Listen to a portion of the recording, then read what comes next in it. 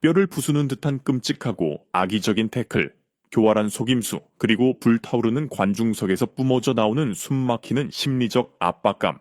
어제 새벽 콘카카프 챔피언스컵 8강 2차전이 열린 크루스 아술의 용광로 에스타디오 콰우테모크는 로스앤젤레스 FC 선수들의 체력과 정신력의 한계를 잔혹하게 고문하는 진정한 지옥으로 변모했습니다.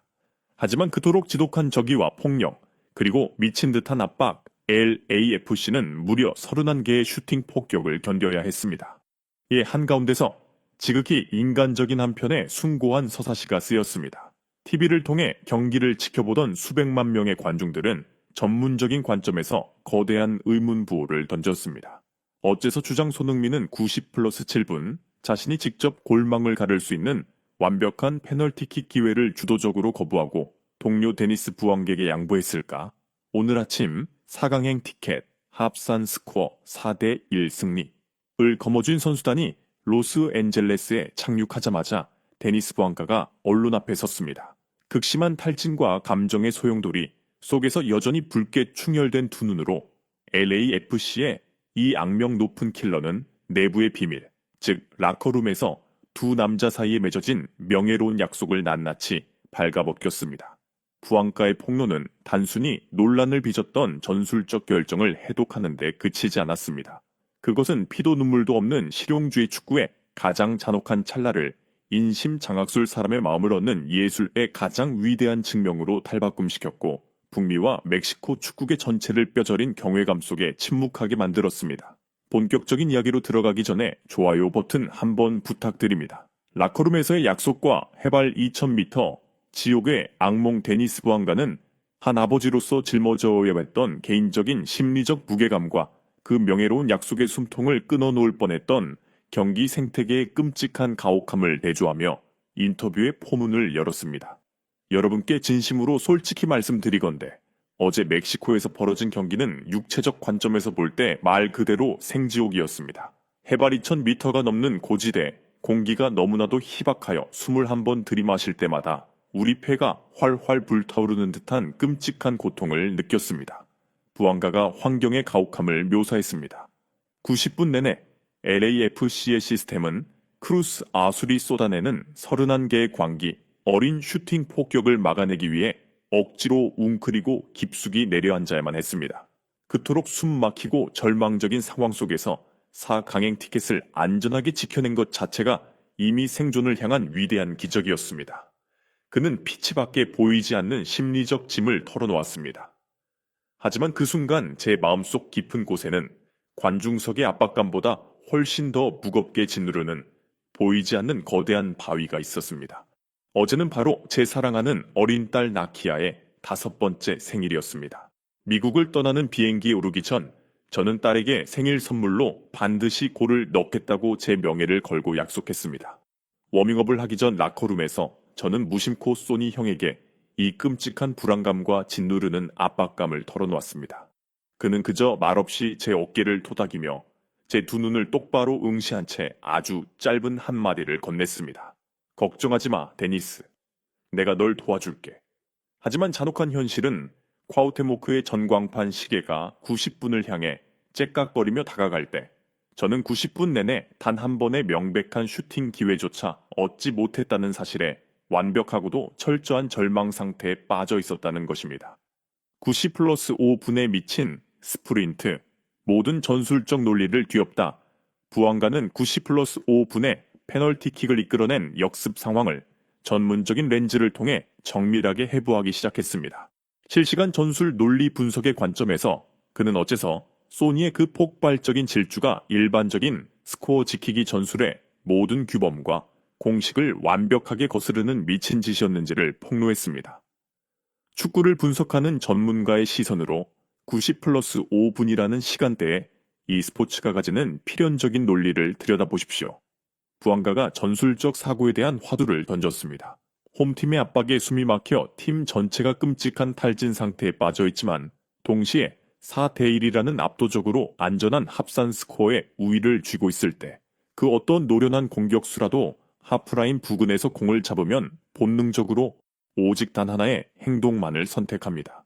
코너, 플래그 쪽으로 고개를 쳐박고 드리블하여 몸으로 공을 지키며 시간을 죽이거나 두 눈을 질끈 감고 관중석을 향해 공을 강하게 걷어차 버림으로써 적의 템포를 박살내고 시간을 끄는 것입니다.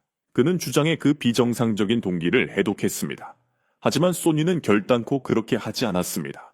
경기 내내 수비의 지배자 리더 네로 깊숙이 내려앉아 플레이하느라 그의 생물학적 체력이 경고등을 울릴 정도로 완벽하게 고갈되었음에도 불구하고 그는 크루스 아술의 골문을 향해 무려 40m가 넘는 미친 스프린트를 감행하기로 결정한 것입니다. 마치 보이지 않는 거대한 초자연적인 힘이 그의 등을 강제로 떠미는 것 같았습니다. 그는 자신의 능력을 이용해 3명의 멕시코 수비수들을 맹렬하게 끌어들인 다음 제이콥 샤펠버그가 쇄도하는 공간으로 살점과 뼈를 발라내는 듯한 끔찍하게 날카로운 스루 패스를 찔러 넣어 적 수비수가 당황하여 페널티 박스만에서 억지로 손을 쓰도록 강제해버렸습니다. 그는 코너 플래그로 달려가 비겁하게 시간을 죽일 의도 따위는 추호도 없었습니다. 그는 제게 약속했던 생일 선물을 찾아내기 위해 기꺼이 자신의 목숨을 건 역습을 감행했던 것입니다. 11m 페널티 스폿에서의 찰나, 나키아를 위한 거야. 이것은 이 인간적인 서사시의 절대적인 정점입니다. 부안가는 페널티킥을 넘겨봤던 그 찰나를 묘사하며 공격수들의 오만한 스탯, 통계, 적 자존심과 LAFC, 주장의 그 아득할 정도로 깊은 겸손함 사이에 극명하고도 잔혹한 대조를 적나라하게 발가벗겼습니다. 자아의 항복, 자아의 포기이라는 개념이 가장 선명하게 정의되는 순간입니다. 주심이 단호하게 페널티 스폿을 가리켰을 때 콰우테모크 경기장을 가득 채운 저기에 찬 모든 시선과 수많은 방송 카메라 렌즈는 일제히 소니를 향해 쏟아졌습니다. 그는 다가가 얼음장처럼 차갑게 주심의 손에서 공을 건네받았습니다. 부안가가 당시의 심리적 상황을 회상했습니다. 그때 저는 페널티 박스 언저리에 서서 고개를 푹 숙인 채 딸과의 약속을 공식적으로 지키지 못하게 되었다는 잔혹한 현실을 속으로 묵묵히 삼켜내고 있었습니다. 프로축구의 세계에서 그 어떤 공격수든 간에 그들은 극도로 거대한 에고자아를 가지고 있으며 언제나 스스로 득점하여 경기의 숨통을 끊고 다음날 신문 일면을 장식하기를 맹렬하게 갈망합니다. 연민 자비터를 통한 심리적 조종 구원. 하지만 그 순간 도저히 상상조차 할 수 없는 일이 벌어졌습니다. 소니가 공을 쥔 채로 곧장 제게 다가왔습니다. 그는 가벼운 미소를 지으며 제 가슴팍에 공을 주도적으로 쥐어주고는 낮지만 극도로 단호한 목소리로 속삭였습니다. 나키아를 위한 거야. 그 말을 듣는 순간 제 두 눈은 벅차오르는 감동으로 완벽하게 흐려지고 말았습니다. 다른 수많은 빅클럽들에서는 가장 위대한 스타들이 오직 개인의 기록을 끌어올리기 위해 피치 위에서 서로 페널티킥을 차겠다며 맹렬하게 으르렁거리는 꼴을 너무나도 흔하게 목격합니다. 하지만 이곳 LAFC에서 저와 저의 주장 사이에는 절대적이고 숭고한 신뢰의 끈이 존재합니다.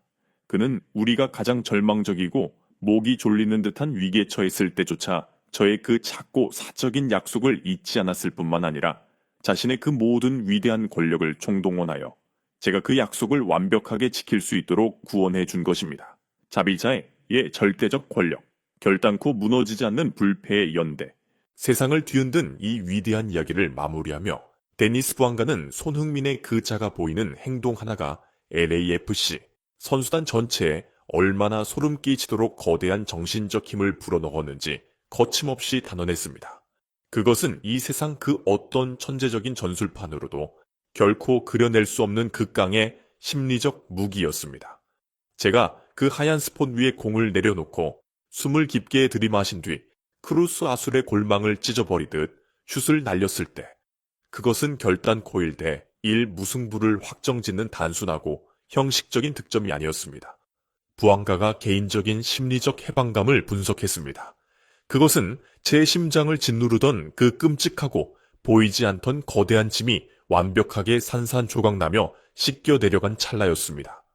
소니가 자신의 자아 에고를 기꺼이 제물로 바친 그 숭고한 희생 덕분에 저는 멕시코라는 낯선 땅에서 몰아친 가장 끔찍하고 잔혹했던 폭풍우 속에서도 제 작은 천사와의 그 신성한 약속을 지켜낼 수 있었습니다. 그는 리더십의 진정한 가치를 이렇게 요약했습니다.